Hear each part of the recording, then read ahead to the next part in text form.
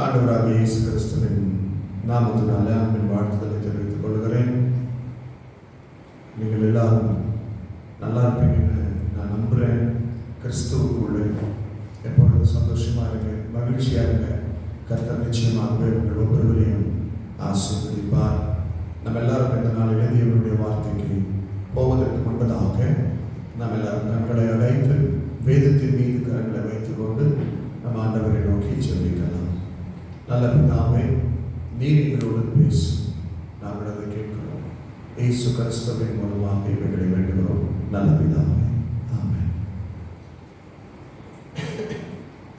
இன்றைக்கு ஒரு அருமையான ஒரு பாடத்திட்டத்தை நாம் பார்க்க போகிறோம். இன்றைக்கு நாம் பார்க்க போகிற பாடம் என்னவென்றால் எபேசியர் நிருபம். எபேசியர் நிருபத்தை 20 நிமிடங்களில் ஒரு அவுட்லைன் மாத்திரம் நாம் இன்றைக்கு பார்க்க போகிறோம். அடுத்தது எபேசியர் புஸ்தகத்தை படிக்கும்போது எப்பொழுதும் நீங்கள் எப்படிப்பட்ட சிந்தை உடையவர்களால் தான் எபேசு புஸ்தகத்தை நீங்கள் படிக்க வேண்டும். எபேசு புஸ்தகத்தை படிக்கும் போதெல்லாம் இன்றைக்கு நான் உங்களுக்கு கொடுக்க போகிறேன் அந்த அவுட்லைனை அடிப்படையாக வைத்துதான் நீங்கள் தியானம் பண்ண வேண்டும். அதுதான் உங்களுக்கு மிகவும் பிரயோஜனமாக இருக்கும் என்று நான் கிறிஸ்துவுக்குள் நம்புகிறேன். எபேசியரின் புஸ்தகத்தை நாம் திருப்பிக் கொள்ளலாம். எபேசியரின் புஸ்தகம், எபேசியருக்கு பவுல் எழுதின நிருபம். இதுல மொத்தம் 6 அதிகாரங்கள் இருக்கிறது. இந்த 6 அதிகாரத்தை 3 அதிகாரங்கள் அப்படி என்று பிரிக்கலாம். முதல் 3 அதிகாரங்கள், மற்ற 3 அதிகாரங்கள் என்று நாம் அதை பிரிக்கலாம். முதல் 3 அதிகாரங்களிலே நமக்கு சொல்லப்பட்ட சத்தியம் என்னவென்றால், தேவன் நமக்காக என்ன செய்தார். ஒரு ஆமென் சொல்லுங்க. மற்ற 3 அதிகாரங்களிலே நாம் என்ன செய்ய வேண்டும்.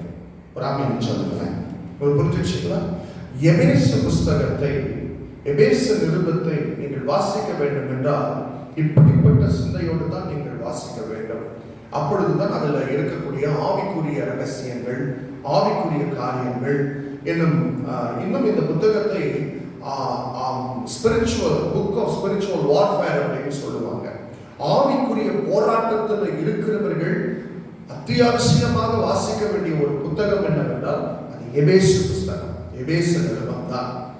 ஆவிக்குரிய வாழ்க்கையில போராடி கொண்டிருக்கிற ஜனங்களுக்காக எழுதப்பட்ட ஒரு அழகான ஒரு நிருபம். ஆகையினால இந்த நிருபத்துல இப்பொழுது 3 காரியங்கள் தேவன் நமக்கு என்ன செய்தார் என்றும், 3 காரியங்கள் நாம் என்ன செய்ய வேண்டும் என்றும் நான் உங்களுக்கு ஒரு சின்ன ஒரு அவுட்லைன், ரொம்ப ஆழமாக நான் உங்களை அந்த புஸ்தகத்தில் கொண்டு போகிறதில்லை. ஏனென்றால் நமக்கு குறுகிய நேரம் மாத்திரம் இருக்கிறபடினால அந்த குறுகிய நேரத்தில் அந்த அவுட்லைனை மாத்திரம் நான் உங்களுக்கு சொல்லி நான் முடிக்க ஆசைப்படுகிறேன். எபேசு புஸ்தகம், இந்த எபேசு புஸ்தகத்துல முதல் அதிகாரத்தில் சொல்லப்பட்ட மிக முக்கியமான ஒரு சத்தியம் என்னவென்றால், தேவன் நமக்கு என்ன செய்தார். முதல் காரியம், முதல் அதிகாரத்துல முதல் காரியத்தை நாம் பார்க்கலாம். எபேசு புஸ்தகம் 1ஆம் அதிகாரம் 3ஆம் வசனத்தை நாம் வாசிக்க கேட்கலாம். நம்முடைய கர்த்தராகிய இயேசு கிறிஸ்துவின் பிதாவாகிய தேவனுக்கு ஸ்தோத்திரம். ஸ்தோத்திரம். அவர் கிறிஸ்துவுக்குள் உன்னதங்களிலே ஆவிக்குரிய சகல ஆசீர்வாதத்தினாலும் நம்மை ஆசீர்வதித்திருக்கிறார். ஒரு அல்லேலூயா சொல்லலாமா? நம்மை ஆசீர்வதித்திருக்கிறார். ஒருவேளை உலக பிரகாரமான ஆசீர்வாதங்கள் நமக்கு குறைவாக இருக்கலாம். ஒருவேளை உலக பிரகாரமான காரியங்கள், அதாவது நமக்கு ஒருவேளை நல்ல வீடு இல்லாமல் இருக்கலாம், ஒரு நல்ல வாகனம் இல்லாமல் இருக்கலாம், தலை சாய்க்க இடம் இல்லாமல் இருக்கலாம், அல்லது நல்ல நண்பர்கள் இல்லாமல் இருக்கலாம், நல்ல உறவினர்கள் இல்லாமல் இருக்கலாம்.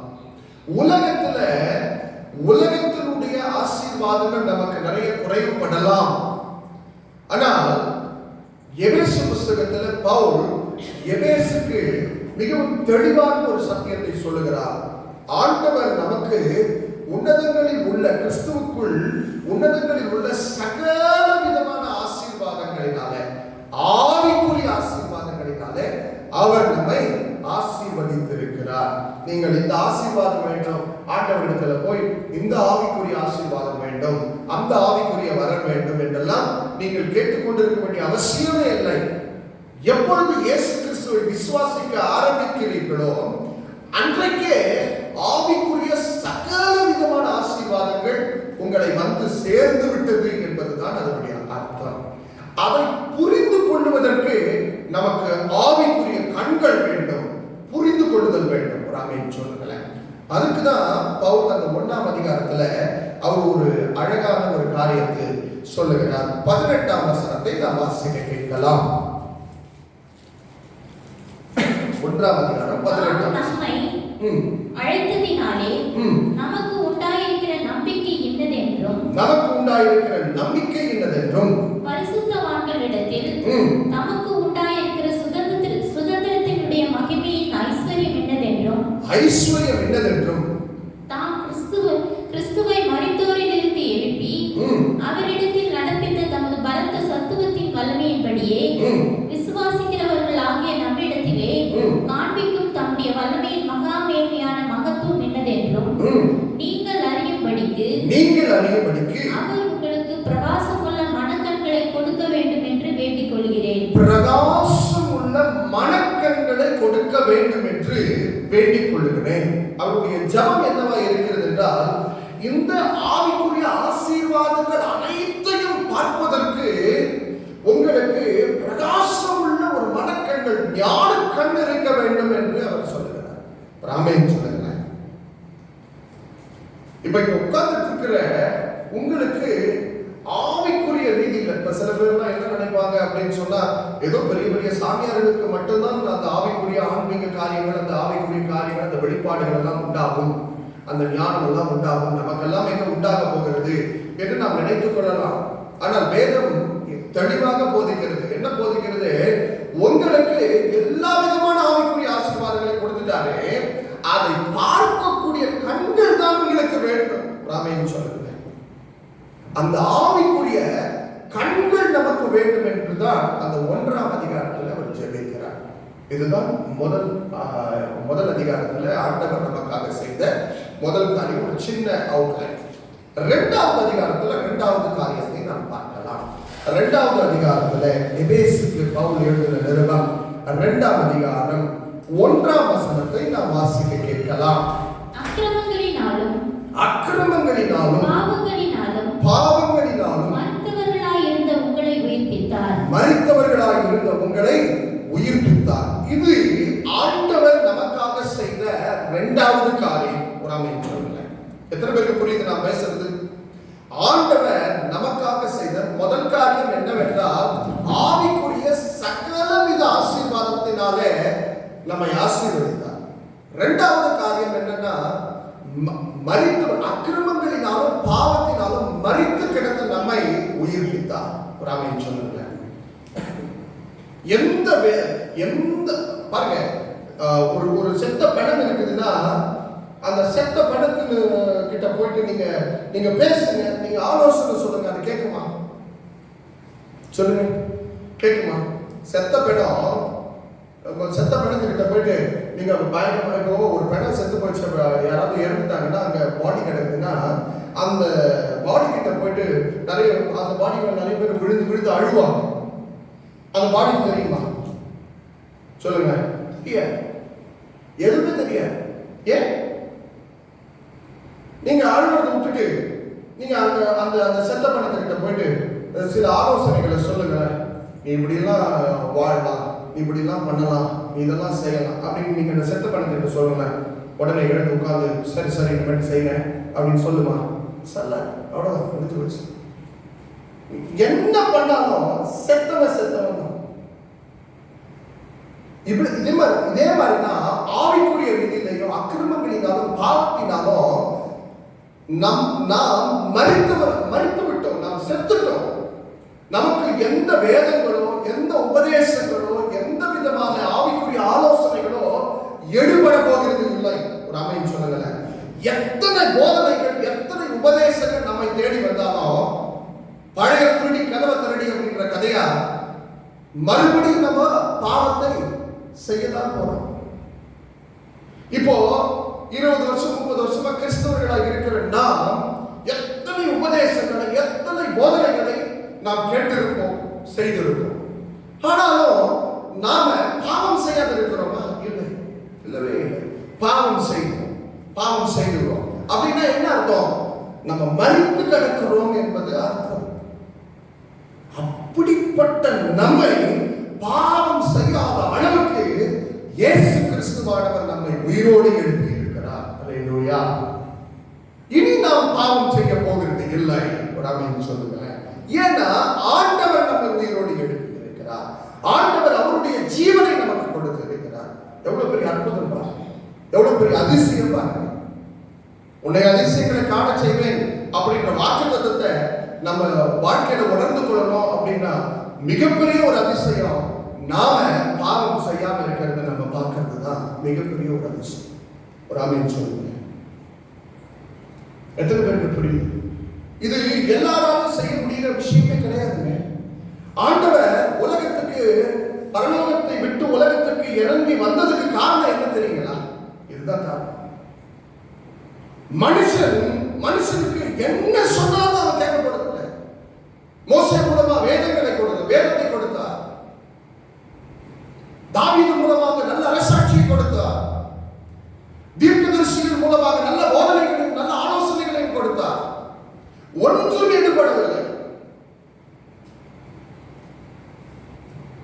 ஏன் அப்படின்னு பார்க்கும்போது மனுஷன் ஆவிக்குரிய வாழ்க்கையில அவன் மரித்து கிடக்கிறான், ஆவியில மரித்து கிடக்கிறான். அப்படி மரித்து கிடந்த மனுஷனை உயிரோடு எழுப்ப வந்தவர் தான் உயிர் தெழுந்த இயேசு கிறிஸ்து. ஆமென் சொல்லுங்களேன். அதுதான் ஆண்டவர் நமக்கு செய்த இரண்டாவது மிகப்பெரிய ஒரு அற்புதம், மிகப்பெரிய ஒரு ஆசீர்வாதம், ஒரு நன்மையான விஷயம். எப்போ ஒரு மனுஷன் மரித்து கிடக்க, பாவத்தினால அக்கிரமத்தினால மரித்து கிடக்கிற மனுஷன் உயிரோடு எழுந்துட்டானோ அதற்கு பிறகு அவன் பாவம் செய்ய மாட்டான். ஆமென் சொல்லுங்க. அதுதான் வேதம் நமக்கு போதிக்குது. தேவனால் பிறந்த எவனும் பாவம் செய்யலாம். புரியுதுங்களா? அது எப்படிங்க? தப்பு பண்ணாம எந்த மனுஷங்க இருப்பான், பாவம் செய்யாத எந்த மனுஷங்க இருப்பான்? தேவனால் பிறந்தவன் இருப்பான். அவ்வளவுதான். அதனாலதான் ஆண்டவர் அவனை உயிரோடு எழுப்புகிறார். அந்த மிகப்பெரிய ஒரு காரியத்தை தான் ஆண்டவர் செய்திருக்கிறார் நமக்கு. அதுதான் எபேசு புஸ்தகத்துல அந்த மிகப்பெரிய ஒரு ரகசியத்தை நமக்கு சொன்னார். பவுல் நமக்கு அதை வெளிப்படுத்தி இருக்கிறார். பாருங்க, மூன்றாவது காரியம், மூன்றாவது தேவன் நமக்கு செய்த ஆசீர்வாதம் என்ன? தேவன் நமக்கு செய்த காரியம். நான் ரொம்ப அவங்களை ரொம்ப ஃபாஸ்டா, ரொம்ப எளிமையா புரியும்படி நான் உங்களுக்கு சொல்லிட்டு இருக்கேன்னு நான் நினைக்கிறேன். மூன்றாவது விஷயம், மூன்றாவது காரியம், எபேசு புஸ்தகம் 3ஆம் அதிகாரம், எபேசியர் புஸ்தகம் 3வது அதிகாரம் 5ஆம் வசனம் 6ஆம் வசனத்தை நான் வாசிக்க கேட்கலாம். அதை நீங்கள் வாசிக்கையில் கிறிஸ்துவின் ரகசியத்தை குறித்து எனக்கு உண்டாயிருக்கிற அறிவை அறிந்து கொள்ளலாம். இந்த ரகசியம் இப்பொழுது அவருடைய பரிசுத்த அப்போஸ்தலருக்கும் தீர்க்கதரிசிகளுக்கும் ஆவியானவராலே வெளிப்படுத்தப்பட்டிருக்கிறது போல முற்காலங்களில் மனுபுத்திரருக்கும் அறிவிக்கப்படவில்லை. முற்காலங்களில் மனுபுத்திரருக்கு அறிவிக்கப்படவில்லை. இப்போ பவுல் சொல்றாரு, எனக்கு அது வெளிப்படுத்தப்பட்டிருக்குது. On those days it was a mystery. அது பெரிய ஒரு ரகசியமாக இருந்தது. அது யாருக்கும் வெளிப்படுத்தப்படாத ரகசியமாக இருந்தது.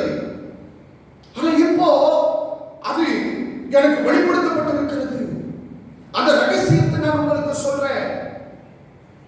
கர்த்தர் ஒரு காரியத்தை செய்திருக்கிறார், ஒரு நன்மையை செய்திருக்கிறார். அந்த ரகசியத்தை நான் உங்களுக்கு சொல்லுகிறேன். என்ன ரகசியம் அது?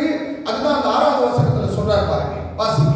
இந்த ரகசியம் இப்பொழுது அவருடைய பரிசுத்த அப்போஸ்தலருக்கும் தீர்க்கதரிசிகளுக்கும் ஆவியானவராலே வெளிப்படுத்தப்பட்டிருக்கிறது போல முற்காலங்களில் மனுபுத்திரருக்கு அறிவிக்கப்படவில்லை. தேவனுடைய பலத்த சத்துவத்தால் எனக்கு அளிக்கப்பட்ட வரமாகிய அவருடைய கிருபையினாலே இந்த சுவிசேஷத்துக்கு ஊழியக்காரனானே. 5வது வசனத்தை வாசிங்க. அதை நீங்கள் வாசிக்கையில் கிறிஸ்துவின் ரகசியத்தை குறித்து எனக்கு உண்டாயிருக்கிற அறிவை அறிந்து கொள்ளலாம். இந்த ரகசியம் இப்பொழுது அவருடைய பரிசுத்த அப்போஸ்தலருக்கும் தீர்க்கதரிசிகளுக்கும் ஆவியானவராலே வெளிப்படுத்தப்பட்டிருக்கிறது போல முற்காலங்களில் மனுபுத்திரருக்கு அறிவிக்கப்படவில்லை.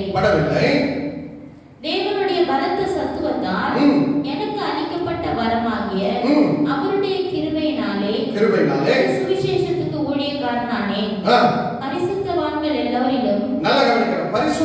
எல்லோரிலும் சிறியவனாகிய நான் கிறிஸ்துவினுடைய அளவற்ற ஐஸ்வர்யத்தை புறஜாதிகளிடத்தில் சுவிசேஷமாய் அறிவிக்கிறதற்காக இந்த கிருபை எனக்கு அளிக்கப்பட்டிருக்கிறது. என்ன கிருபை? கிருபைன்றாரு, ரகசியம்ன்றாரு. என்ன கிருபை? ஆங்கிலத்துல NKJV வெர்ஷன்ல 6வது வசனத்துல ரொம்ப தெளிவா சொல்லிருக்கு பாருங்க. நான் இங்கிலீஷ்ல வாசிக்கிறேன். That the Gentiles should be fellow heirs of the same body and partakers of his promise in Christ through the gospel. என்ன சொல்ல வராரு? சுவிசேஷத்தை கேட்கிற, சுவிசேஷத்தை விசுவாசிக்கிற எவனும் ஒரே கிறிஸ்துவனுடைய ஒரே சரீரத்தினுடைய அங்கமாய் மாறிவிடுகிறான். ஒரு ஆமென் சொல்லுங்களேன். அது மாத்திரமல்ல, அவன் ஹெய்ரா மாறிவிடுறான். அதாவது அவன் சுதந்திரவாளியாய் மாறிவிடுகிறான், அவன் பிள்ளையாய் மாறிவிடுகிறான்.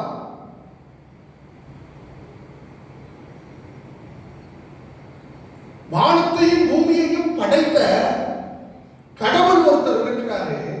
அவரை எல்லாரும் கடவுள், அவர் நமக்கு கடவுள் இல்லை, அவர் அவங்க அந்த கூட்டத்துக்கு தான் கடவுள், இந்த கூட்டத்துக்கு தான் கடவுள், அவங்க நம்ம கூட்டத்துக்கு வேற கடவுள் அப்படின்னு நம்மளா கடவுள்களை என்ன பண்ணிட்டோம்னா செதுக்கி சிற்பங்களை வடிச்சு நம்மளா நம்ம கடவுள்களை உருவாக்கிட்டோம்.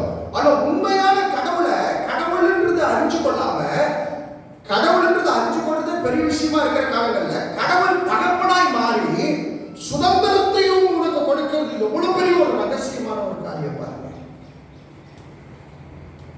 அப்ப வானத்தையும் பூமியையும் உண்டாக்கின ஒரு கடவுள் இருக்கிறார். அந்த கடவுள் என்ன ரகசியத்தை வெளிப்படுத்துறாருன்னா, நான் கடவுள், ஆனா உனக்கு நான் தகப்பனாய் இருக்கிறேன். அல்லேலூயா. உனக்கு நீ எனக்கு சுதந்திரவாதியாக இருக்கிற, எனக்கு பிள்ளையா மாறுற. அப்படின்னா நம்ம எல்லாம் யாருங்க? கடவுளுடைய பிள்ளைகள். இதை நீங்க மற்ற மதங்கள்லயோ மற்ற மார்க்கங்களையோ போய் சொன்னீங்கன்னா அதை யாரும் ஏற்றுக்கொள்ள மாட்டாங்க. கடவுளுக்கு எப்படிங்க பிள்ளைங்க அப்படிங்குவாங்க, அதை ஏற்றுக்கொள்ள மாட்டாங்க. அதுதான் ரகசியம், அதுதான் ஆண்டவர் நமக்கு செய்த நன்றி. என்ன சொல்றாரு தெரியுங்களா? நான் உங்களுக்கு தகப்பனா மாறிட்டேன், நீங்க இனி என்னுடைய பிள்ளைகளா மாறிட்டீங்க, நீங்க எனக்கு சுதந்திரவாளிகளா இருப்பீங்க. முன்காலங்களில் ஒரு கூட்டத்தை மாத்திரம்தான் என்னுடைய பிள்ளைகளாக வச்சிருந்தேன். யூதர்கள் மட்டும்தான் எனக்கு பிள்ளைகளாக இருந்தாங்க. ஆனால் அவங்களுக்கு அது புரியாமல் இருந்தது, அந்த ரகசியம் தெரியாமல் இருந்தது.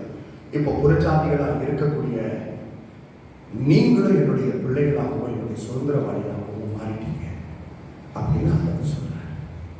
பெரியமான கத்தோடு 3 காரியங்கள் ஆண்டவர் நமக்காக செய்திருக்கிறார்.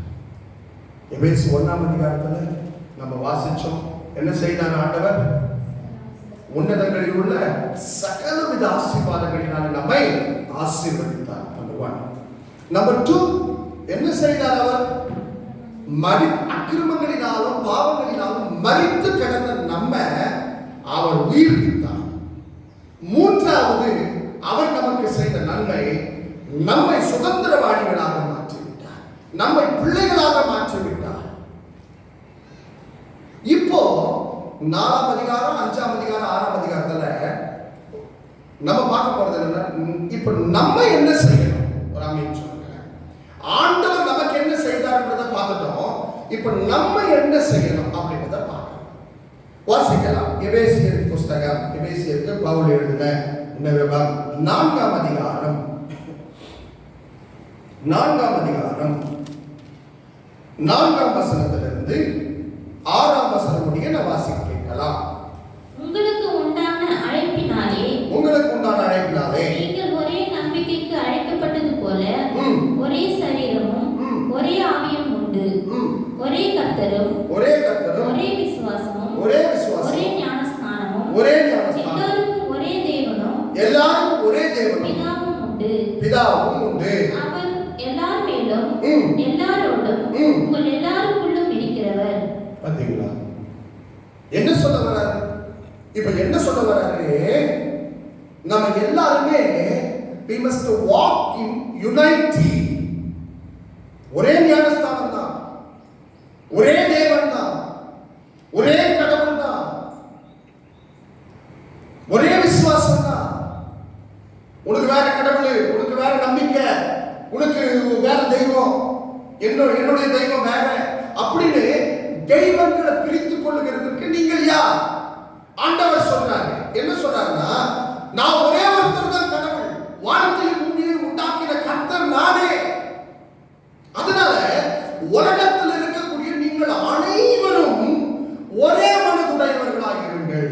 ஹல்லேலூயா. எல்லாரும் ஒரு மனதோடு கூட வாழுங்கள். Walk in unity. இதைத்தான் நம்ம செய்யணும். இதுதான் ஆண்டவர் நமக்கு சொல்லிக் கொடுக்கிறார். நம்ம என்ன செய்யணும்ன்றத ஆண்டவர் எதிர்பார்க்கிறார். ஆண்டவர் நமக்கு என்ன செய்தார்ன்றத பார்த்தோம் 3 அதிகாரத்துல. இப்போ மற்ற 3 அதிகாரத்துல 4, 5, 6 அதுல 4ஆம் அதிகாரத்துல ஆண்டவர் நம்ம கிட்ட எதிர்பார்க்கிற ஒரு காரியம் என்ன அப்படின்னு சொன்னா, நம்ம எல்லாரும் ஒரு மனதில் நடக்கணும். 2வது காரியத்துக்கு போயிடும். 5ஆம் அதிகாரம் 1ஆம் வசனம் 2ஆம் வசனம் வாசிக்க கேட்கலாம். ஆதலால் நீங்கள் பிரியமான பிள்ளைகளைப் போல தேவனை பின்பற்றுகிறவர்களாகி கிறிஸ்து நமக்காக தம்மை தேவனுக்கு சுகந்த வாசனையான காணிக்கையாகவும் பலியாகவும் ஒப்புக் கொடுத்து நம்மில் அன்பு கூர்ந்தது போல, நல்ல கவனிக்கணும், நம்மில் அன்பு கூர்ந்தது போல நீங்களும் அன்பிலே நடந்து கொள்ளுங்கள். எதுல நடந்து கொள்ளணும்? அன்பிலே நடந்து கொள்ளணும். ஃபர்ஸ்ட் எதுல நடக்கணும்? ஒரு மனதிலே நடக்கணும். 2வது எதுல நடக்கணும்? அன்பிலே நடக்க வேண்டும். உலகத்துல லவ் அப்படின்ற வார்த்தை, அன்பு அப்படின்ற வார்த்தை எடுக்காம உலக பிரகாரமான மக்களுடைய எண்ணங்களும் சிந்தைகளும் சீர்கெட்டு கிடக்கிறது. பெரியமான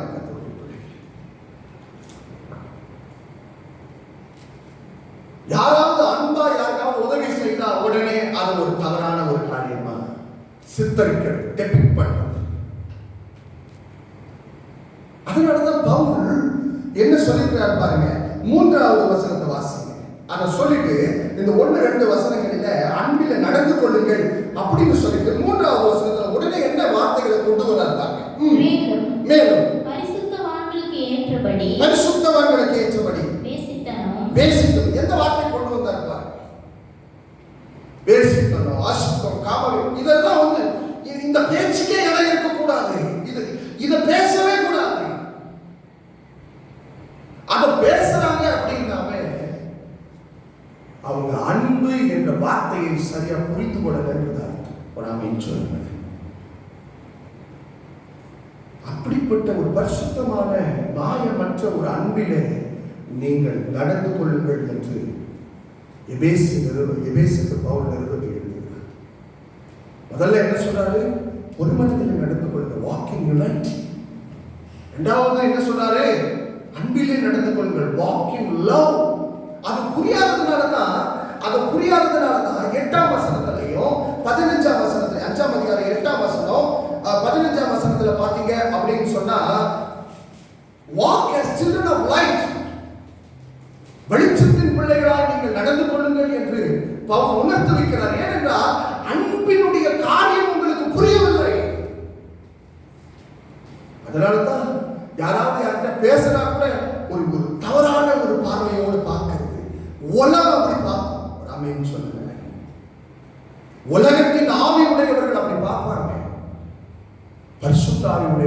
பார்க்க மாட்டாங்க. இயேசு கிறிஸ்து சமாரிய ஸ்திரீயின் இடத்தில் பேசிக் கொண்டிருந்தார். தாகத்துக்கு தண்ணி தா அப்படின்னு சொல்லிட்டு அந்த தண்ணி வாங்கி குடிச்சிட்டு இருந்தார். அதை வந்து பார்த்த சீஷர்கள் அவர் யூதனாய் இருந்தும் சமாரிய ஸ்திரீயின் இடத்தில் பேசிக் கொண்டிருக்கிறார் என்று அவர்கள் கேட்க துணியவில்லை. ஏன்? அவருடைய இருதயம் பரிசுத்தமான அன்பினால் நிறைந்திருந்தது. நாம் கண்களில் சுத்தம் உள்ளவர்களாக இருப்பது நல்லது. அன்பில் நடந்து கொள்ளுங்கள். யாராவது அன்பில் நடந்து கொள்றாங்க அப்படின்னா அதை பரியாசம் செய்து அதை பாவமாய் பார்க்காதிருங்கள். அன்பில் நடந்து கொள்ளுகிறவர்களுக்கு பட்சமாய் இருந்து அந்த பரிசுத்தமான அன்பை உற்சாகப்படுத்துங்கள். ஆமென் சொல்லுங்க. அதுதான் பவுல் அந்த 2வது காரியம் நாம் செய்ய வேண்டிய காரியம் என்று உணர்ந்து வைக்கிறார். அதற்குரிய வெளிச்சம் உங்களுக்கு உண்டாயிருந்தால் நலமாக இருக்கும். அதற்குரிய ஞானம் உங்களுக்கு உண்டாயிருந்தால் நலமாக இருக்கும் என்று பவுல் உணர்ந்து வைக்கிறார். 6ஆம் அதிகாரத்தில் நாம் செய்ய வேண்டிய 3வது காரியத்தை போதிக்கிறார். வாசிக்கலாம். 6ஆம் அதிகாரம் 1ஆம் வசனமும் 5ஆம் வசனத்தையும் வாசிக்க கேட்கலாம். பிள்ளைகளே உங்கள் பெற்றாருக்கு கர்த்தருக்குள் கீழ்ப்படியுங்கள். எதை சொல்றாரு? walk in obedience. ஃபர்ஸ்ட் என்ன சொன்ன? walk in unity. இரண்டாவது என்ன சொன்ன? walk in love. மூன்றாவது walk in obedience. 5ஆம் வசனத்தை வாசிக்கலாம். வேலைக்காரரே நீங்கள் கிறிஸ்துவுக்கு கீழ்ப்படிகிறது போல கிறிஸ்துவுக்குள் கீழ்ப்படிகிறது போல சரீரத்தின்படி உங்கள் எஜமான்களாக இருக்கிறவர்களுக்கு பயத்தோடும் நடுக்கத்தோடும் கபடற்ற மனதோடும் கீழ்ப்படிந்து மனுஷருக்கு பிரியமாய் இருக்க விரும்புகிறவர்களாக பார்வைக்கு ஊழியம் செய்யாமல் கிறிஸ்துவின் ஊழியக்காரராக தேவனுடைய சித்தத்தின்படி செய்யுங்கள். என்ன சொல்ல வராரு? அங்க பிள்ளைகளை பெற்றோருக்கு கீழ்ப்படியுங்கள். இது நியாயம். கர்த்தருக்குள் கீழ்ப்படியுங்க, நியாயம். இந்த இடத்துல வேலைக்காரரே உங்களுடைய மாஸ்டர்ஸ்க்கு கீழ்ப்படியுங்கள். விசுவாசிகளே உங்கள் போதகருக்கு கீழ்ப்படியுங்கள். இன்னைக்கு உலகத்துல நீங்க பாத்தீங்க அப்படின்னு சொன்னா போதகர்களுக்கு கீழ்ப்படிக்கிறதை பார்க்கிறோம். போதகர்கள் ஆக விரும்புகிறவர்கள் அநேகம். ஆமென் சொல்லுங்க. போதகர்களுக்கு கீழ்ப்படிந்திருக்கிறது இல்லை. இன்னைக்கு திருச்சபை போதகர்களுக்கு கீழ்ப்படிந்திருக்கிறது இல்லை.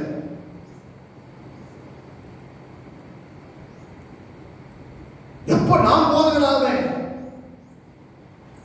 உங்களில் அநேகர் போதகர்கள் ஆகாதிருப்பீர்களாக. ஏனென்றால் அவர்களுக்கு இரட்டிப்பான ஆக்கினை உண்டு.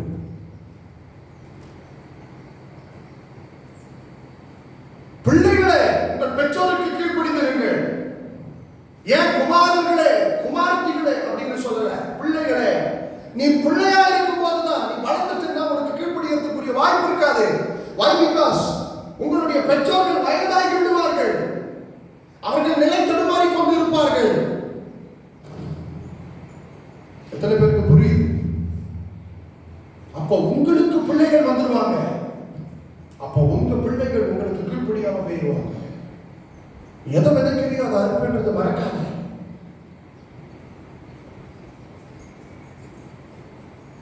கர்த்தருக்குள் கீழ்ப்படியுங்கள்.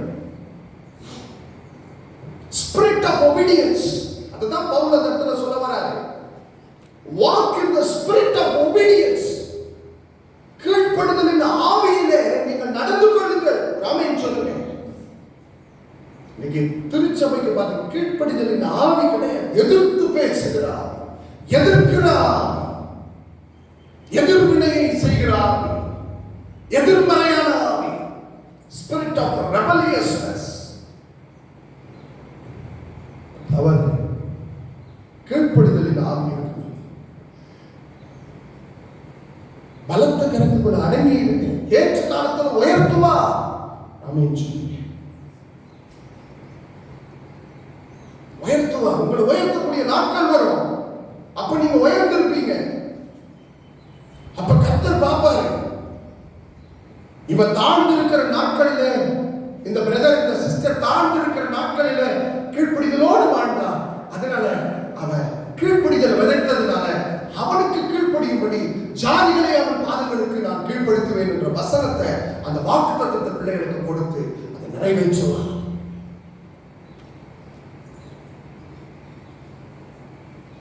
ஊழியத்துக்கு வந்த புதுசுல கீழ்ப்படிதலை நான் கற்றுக்கொண்டேன். அதனாலதான் இன்றைக்கு நிறைய பேர் எனக்கு கீழ்ப்படிந்து இருக்கிறாங்க. பிரியமான கர்த்தருடைய பிள்ளைகளே, நாமும் அதை கற்றுக்கொள்ள வேண்டும். இன்னைக்கு கீழ்ப்படிதலோடு இருக்கிறத பார்க்கலாம். எப்படி மற்றவங்களை கீழ்ப்படுத்துறது அப்படின்ற எண்ணம் தான் வளர்கிற ஆரம்ப நிலைகளில் இருக்கும் போதே அது நமக்கு வந்திருப்பாங்க. பவுல் எபேசு சபைக்கு எழுதும்போது நிருபத்தை எழுதும்போது ரொம்ப தெளிவாக அதை பற்றி சொல்றாரு. என்னன்னா இல்லை, walk in the spirit of obedience. அது ரொம்ப முக்கியம், ரொம்ப கவனம். மனைவிகளே, உங்கள் சொந்த புருஷனுக்கு கீழ்ப்படிந்து இருங்கள். ஒரு அம்மைன்னு சொல்லுங்க. அந்த ஸ்பிரிட் ஆஃப் ஒபீடியன்ஸ்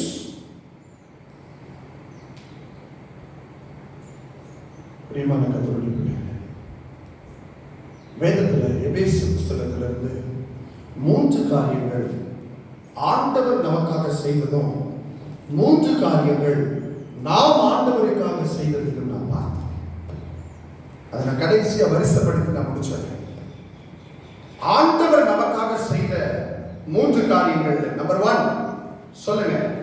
உன்னதங்களில் உள்ள சகலவித ஆசீர்வாதங்களினால் நம்மை ஆசீர்வதித்தார். கொள்ளுங்கள், தைரியமாய். கர்த்தர் நம்மை உன்னதங்களில் உள்ள சகலவித ஆவிக்குரிய ஆசீர்வாதங்களால் நம்ம ஆசீர்வதிச்சிருக்கிறார். 2வது, அக்கிரமங்களினாலும் பாவங்களினாலும் மரித்து கிடந்த நம்மை உயிர்ப்பித்தார். 3வது என்ன செய்தார் சொல்லுங்க.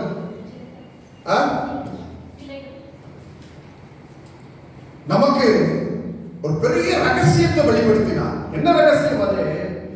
நான் உங்களுக்கு கடவுளா இருக்கிறத பார்க்கிறோம், நான் உங்களுக்கு தகப்பனா இருந்து நீங்க எனக்கு பிள்ளைகளா இருந்து அந்த இன்ஹெரிட்டன்ஸை சுதந்திரித்துக் கொள்றதுக்கு சகல ஆசீர்வாதங்களை உங்களுக்கு கொடுப்பேன். அந்த சுதந்திரத்தை நமக்கு கொடுப்பேன்.